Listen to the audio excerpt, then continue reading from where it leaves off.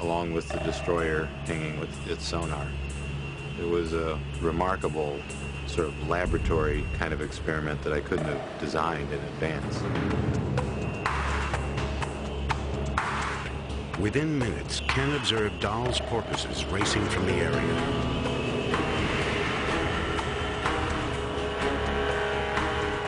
Then a group of killer whales headed toward shore, as if they intended to strand.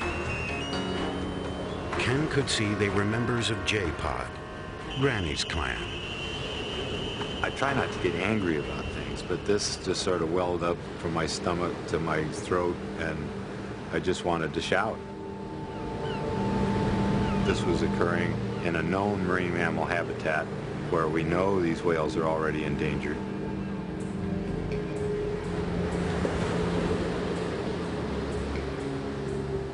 A former Navy officer himself, Ken was acutely aware that the lives of thousands of men and women depend on sonar every day. But he also knew from first-hand experience that sonar can be harmful to some whales.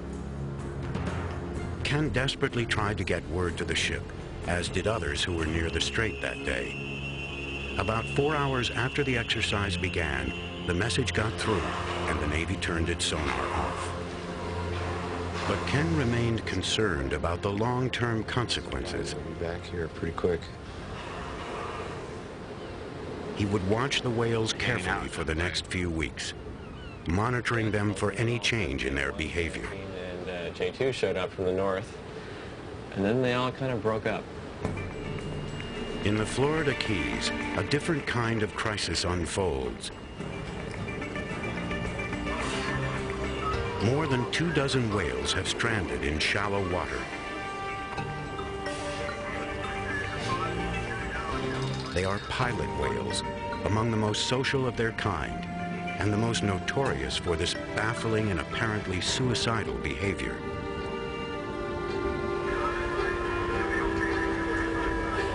The National Oceanic and Atmospheric Administration is on the scene, directing scores of volunteers. NOAA marine biologist Laura Engelby is in charge, looking for clues to why this happened. I can see a lot of them. One real popular theory is that there might be a lead animal or one of the members of the group that's sick and ends up closer to shore. Since pilot whales are very cohesive, very gregarious, they're very tight-knit groups, they end up following that one individual animal. They get in shallow water, they become disoriented, the tide goes out, and they're left stranded on the flats like we saw when we got here. The whales are so weak, the volunteers have to hold them up to keep them from drowning. They are suffering from severe dehydration and sunburn. For some, it is too late.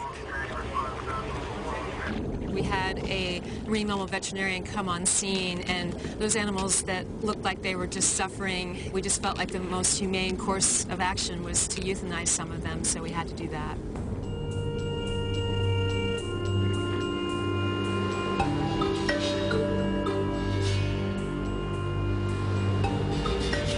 The 7 remaining whales will require special care day and night from a small army of volunteers.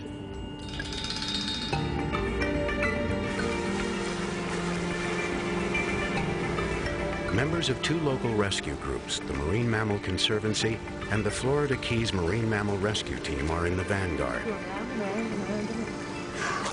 Local residents go absent from work to help, and vacationers abandon their holiday plans. It takes more than 100 a day in 4-hour shifts to keep the whales afloat. There's a connection and a fascination. Once you make eye contact with them and they've made eye contact with you, you cannot and you will not forget that experience. The Marine Mammal Conservancy's Rick Trout has worked to save stranded animals for more than 20 years. This animal's name is number 1. Each animal is identified, but not by name. I've never been fond of naming these creatures because I have the personal opinion that their mother already named them. In the beginning, we numbered them by size. the big guy was 1 down to the baby who was 7. Perhaps no more than 1 year old, little number 7 may have seen its mother die. We've got an orphan here, whose mother obviously is not here. He has taken up with number 6 and number 2, an adult female. And thankfully, it's the coming together of a new pod seems to be happening. The challenge is keeping everybody alive so that we can see that new pod go back to the ocean where they belong. Keeping all the whales alive will take a marathon effort, but the calf presents some special challenges. He's got a few little teeth, and maybe if we can open up here, see if we can. You're still cutting teeth. See if there's just little nubs that have come out, and you can see sticking her tongue out at you. Thank you very much. Not quite ready to catch fish. The orphan has a lot of growing up to do. It must bond with the other whales or face a life in captivity. In the view of many here, a fate worse than death. That was good. That was good.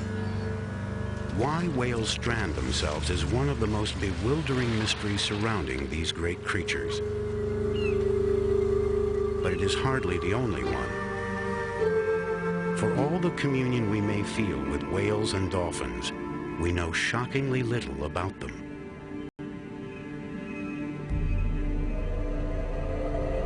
Far from the shores of sunny Florida, amid fantastic seascapes of water and ice, another kind of whale is just beginning to give up its secrets.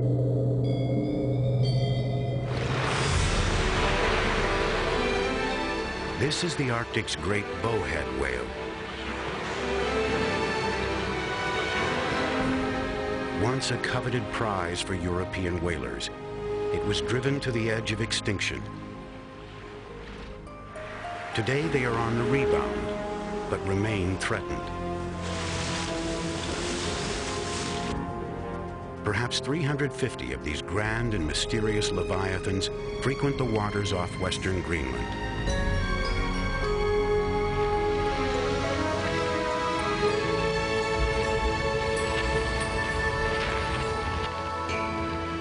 Now, Danish scientist Mads Peter Heide Jorgensen